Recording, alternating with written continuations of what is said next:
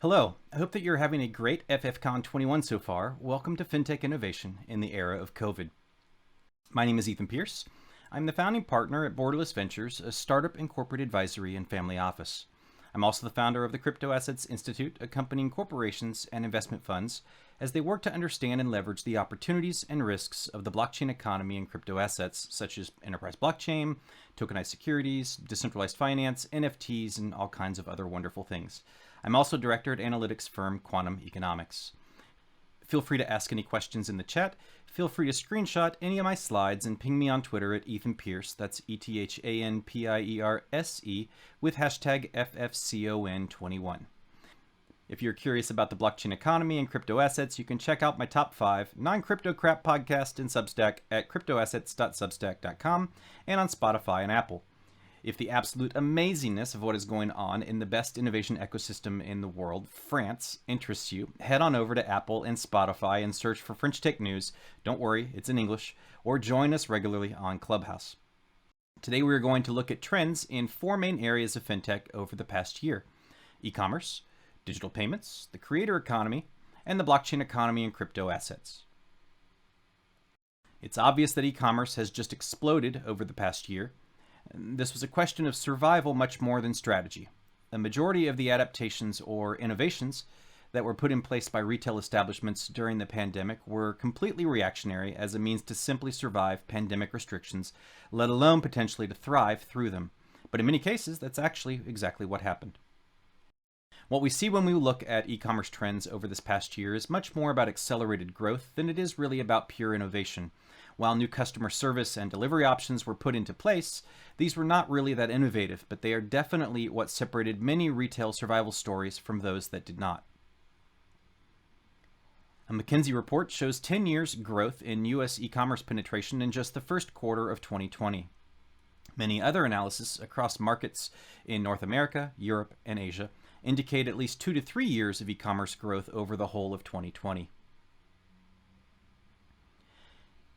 The United Nations Conference on Trade and Development, the UNCTAD, produced the COVID-19 and e-commerce global review with a number of eye-opening statistics. E-commerce growth was clearly not isolated to North America or Western Europe. Latin America's online marketplace Mercado Libre, for example, sold twice as many items per day in the second quarter of 2020 compared with the same exact period the previous year. African e-commerce platform Jumia reported a 50% jump in transactions during the first 6 months of 2020. China's online share of retail sales rose from 19.4% to 24.6% between August 2019 and August 2020. In Kazakhstan, the online share of retail sales increased from 5% in 2019 to 9.4% in 2020. According to the French e-commerce association FFCON, e-commerce in France went from 9.8% to 13.4% of retail shopping in 2020. 3 to 4 years of growth in one single year, in large part due to the digitalization of brick and mortar stores. More than 17,400 e-commerce stores were opened in 2020. That's 182,000 versus 165,000 before. Product categories. Well, let's take a look at some of the product sectors that have been most affected by the pandemic. Obviously, there is workplace behavior changes with remote work. That means lots of people that were and able to stay home and work from a distance had to buy webcams, they bought microphones, they bought lighting, they bought new computers, they bought green screens, all kinds of things that ended up being actually very hard to get, and with price bumps pretty significant as well for a good part of Q2 and Q3. That was a very good sector last year in that space. Everything entertainment scaled big. People stuck at home are going to be interested in a lot more streaming options, video games, improving their home electronics, all kinds of stuff like that. Groceries and cooking supplies for those that found themselves back in the kitchen. Healthcare related goods, so PPE obviously would be a big one. Fitness equipment for stuff you can do at home. Health monitoring equipment, that kind of stuff. Pet supplies. And home improvement, whether it's appliances, new furniture, gardening, changing things around the house. That was also a fantastic sector this past year. And the statistics really identify 2 distinct trends in online shopping. People with jobs that were affected negatively by the pandemic and stay-at-home orders have decreased discretionary spending. People with stable jobs through remote work, so potentially saw an increase in revenue, now had more disposable income due to less travel or entertainment expenses, so concerts, cinema, Restaurants, bars, and clubs, they were able to increase their discretionary spending in order to increase the quality of their daily home life. Maybe home improvements or dealing with confinement and isolation through new hobbies like cooking or baking or gardening, or increased digital entertainment options. Many people who could do so stopped visiting shops as the pandemic struck, even where these were allowed to remain open. And higher-end or luxury item purchases definitely suffered or were delayed due to increased financial insecurity or potentially in favor of incremental improvements to daily quality of living. Maybe organic food versus everything that we were potentially buying before, but also all the things we mentioned around home improvements, furnishings, digital entertainment, that kind of stuff. A lot of people transformed vacation, anniversary, birthday funds into capital improvements for all of those specific things, or to buy new toys, buy new things to be able to get through the pandemic and stay at home. Obviously, travel and tourism took a huge hit. Hotels and airlines, tourism operators, everybody linked to that, but also for goods like suitcases, camping equipment, swimwear, cameras, formal wear for events like weddings, that all of these saw dips of 50 to 80%. A couple of slides from Ecommerce showing many of the sectors that have grown: food and beverages, comfortable clothing, toys and games, home and garden, as well as those categories that have shrunk like travel-related products, again, luggage, cameras, swimwear. A visual capitalist overview shows many similar gains in food and home goods and pet supplies, as well as similar losses for travel-related categories, as well as party supplies and outdoor sports equipment. While we talk more about restaurants and consumer behaviors, I wanted to bring up one of COVID's super successful business models, ghost kitchens. Food delivery activity has obviously spiked during the pandemic, but it has also given a huge push to a recent trend in restoration, the ghost kitchen. These are kitchens without seating or even a pickup window potentially, not even a brick and mortar, any kind of existence that you can go visit. Industrial kitchens that were purpose-built, or people cooking out of their homes. The ability to leverage delivery apps to sell a lot of food without having a physical restaurant. Since they have no brick and mortar visibility, these are essentially virtual brands. This is more of an assembly line than a restaurant. Most restaurants aren't optimized for delivery because the model has evolved to maximize customer space, minimize kitchen space as a way to maximize profit margins. There's also a potentially significant labor savings to ghost kitchens. A typical restaurant processes 15 to 20 delivery orders per hour, while a ghost kitchen can process up to 60 with just a single employee. If we look at a product like a Starbucks coffee, 60% of the cost of that is in rent and labor. As delivery becomes less expensive and ghost kitchens grow, become more centralized, reducing delivery times in the process, restaurants could find financial gains in optimizing their business for off-premise rather than dine-in experiences. According to analysts, the pandemic has definitely accelerated the space by about 5 years. Before pandemic, a lot of people had never even heard of ghost kitchens. They were not a subject that had come up a lot. Now it is very much a popular topic, and innovation is something that people have had a lot of experience with, even if they don't know it, by ordering their food through all of the different apps. The pushback before the pandemic was because operators were worried about disruptions. A lot of restaurants operate on really thin margins. And even though customers were starting to move off premise before the pandemic, restaurants did not want to disrupt their core business model.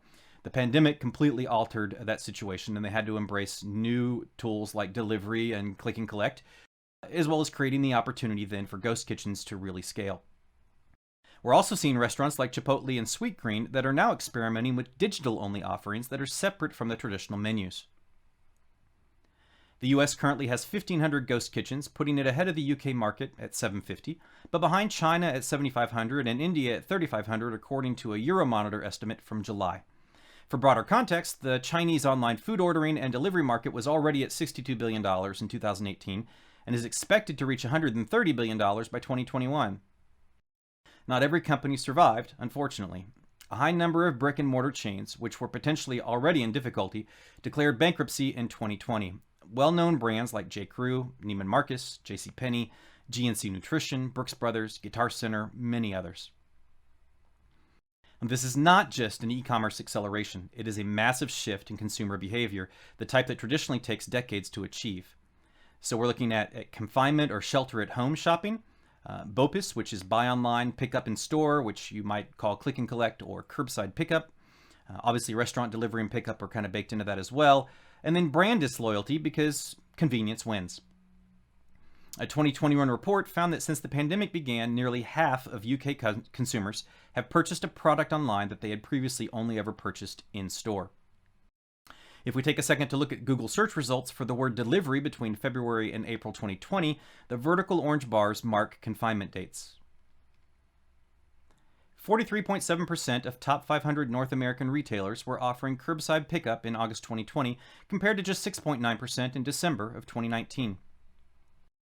Tractor Supply Company rolled out curbside pickup in a matter of days, same day next delivery in a couple of weeks to all stores nationwide, as well as their first mobile app. Crate & Barrel developed and deployed more processes and standard operating procedures in the first 2 months of the pandemic than it had in the past 2 years, especially around services like curbside pickup. Lowe's introduced curbside pickup during the pandemic, which it had not planned to do until 2021. Sam's Club developed and deployed a concierge app, which provides quick and contactless shopping for consumers who want to buy essential goods in bulk.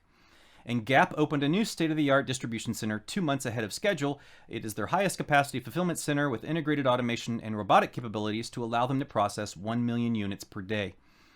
And Amazon's grocery branch, Whole Foods Markets, increased its online order capacity by over 60% to meet the surge in demand, expanding pickup services from about 80 stores to more than 150. Uber has announced that revenue acquired from online food delivery was up 224% year-on-year in 2020, with delivery bookings rising 128%. And as discussed earlier, ghost kitchens have significantly expanded the space and available services. If we look quickly at brand loyalty, according to a McKinsey report, 75% of U.S. consumers have tried different stores, websites, or brands during the pandemic, and 60% of those consumers expect to maintain those choices. Organizations that have invested in superior customer services have emerged stronger than they did before the pandemic began. All of this comes back to the fact that people were willing to try new services, new brands, new things, if that meant easier convenience, easier availability of stock, maybe a lower price, a better service, whatever that might happen to be, and they're potentially willing to stick with those choices once we're past pandemic. Digital payments. So there's a lot of things we can look at here. Mobile phones through banking apps or NFC, digital wallets integrated in phone like Apple Pay, store in-app payments like Starbucks, QR codes like PayPal and Venmo, mobile web browser payments with credit cards, and pay later apps. According to the GSMA, which is the Mobile Phone Operator Association, in December of 2020, $70 billion was transacted in mobile money, 29% in person-to-person transfers, 4% in merchant payments, 5% in bill payments, things like that. 2020 saw over $1 billion per month in international remittances, an increase of 65% from the previous year. Now, when we talk about contactless payments, obviously when the pandemic hit, everyone wanted to reduce all physical contact, so that was a major boost for pushing contactless payments. Cash withdrawals spiked at the beginning, but then significantly declined as people not wanting to touch money. We saw contactless payment limits increase. Mine went from 20 to 50. Other places they went all the way up to $100 or euros to allow people to be able to pay without having to type their PIN. And fee waivers for cards, payments, and cash access were also often offered by banks and things to enable people to be more digital. CVS, which has rolled out PayPal and Venmo QR code enabled payment services to over 10,000 stores, has seen a 43% increase in contactless payments. Lydia, which is one of France's next unicorn startups, scaling its financial services super app, saw its worst month ever in March of 2020 as people were confined at home and doing very little in-store shopping. I recently interviewed the founder who told me that in May, while they were discussing all the problems and the fact that revenue had just ground to a halt, one of the board members from one of their investors, Tencent, which is behind China's financial super app WeChat, just said, wait until the deconfinement. And in June, Lydia had its best month ever as people began to return to in-store shopping and did not want to handle cash, and that has continued to scale since. Okay, creator economy. The creator economy was already scaling well before the pandemic, but nothing creates millions of new Instagram influencers and Substack newsletter publishers like a stay-at-home order. What we saw massively scale over the past year, however, is the ability to get paid as a creator. Services like YouTube, Instagram, Snapchat, Twitch, TikTok, Substack, Patreon, OnlyFans, Clubhouse, now even Twitter. There's all kinds of things content creators can do to earn money. Advertising revenue shares is a big one. Sponsored content, product placement, paid subscriptions, selling digital content or products, merchandise. And Clubhouse and Twitter both recently enabled in-app tipping to allow people to thank creators of great content. And potentially most astonishing, however, in all of this is that there are now over 2 million people worldwide making a six-figure income from these platforms.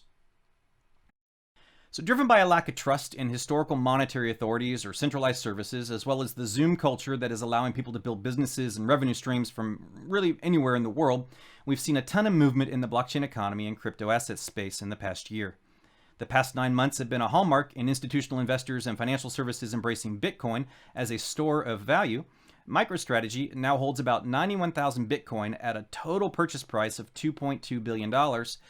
It's currently worth around $5.1 billion. Tesla purchased $1.5 billion of Bitcoin to hold as an asset and announced they will accept cryptocurrencies for payments moving forward. They also announced that they will hold those payments, those cryptocurrencies, as assets.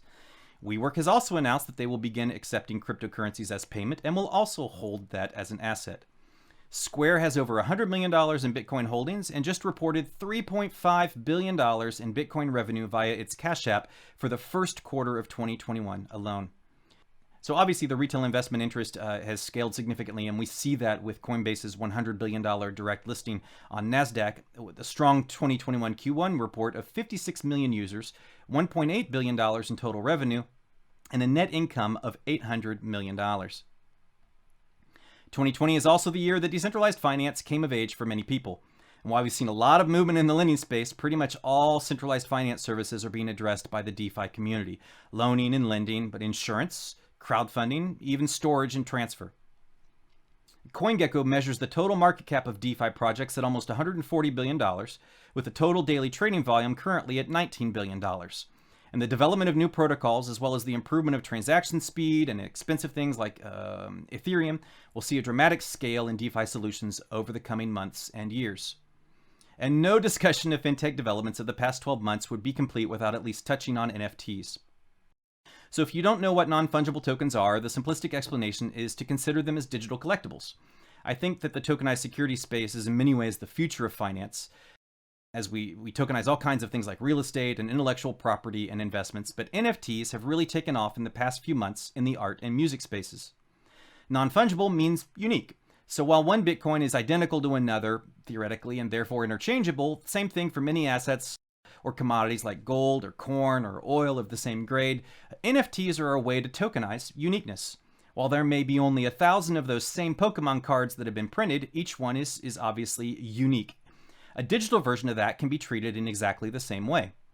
So if we go back to our creator economy discussion, this has enabled artists to monetize their art by selling certain representations and rights to the intellectual property of a specific piece.